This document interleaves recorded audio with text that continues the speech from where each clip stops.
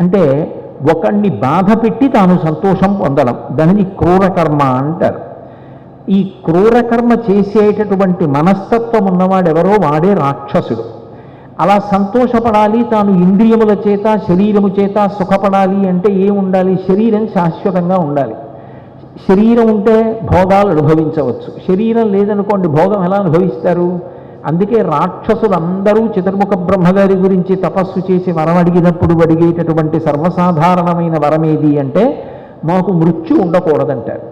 మృత్యువు లేకుండా అంత బలమైన శరీరం ఉంటే కావలసినన్ని భోగములను అనుభవించవచ్చు.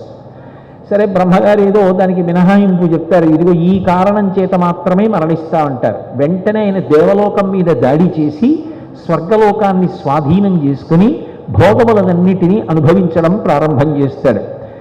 ఈ వృషాసురుడు చేసినటువంటి పని ఏమి అంటే, అంత మహోత్కృష్టమైనటువంటి పూజ చేసి భగవంతుని యొక్క అనుగ్రహాన్ని పొంది ఆ అనుగ్రహము వలన కలిగినటువంటి తేజస్సుని క్రూరకర్మల కొరకు ఇచ్చించాడు. ఇది వినండి అని ఎందుకు చెప్తారంటే, ఆ కొండ వంక చూడండి అని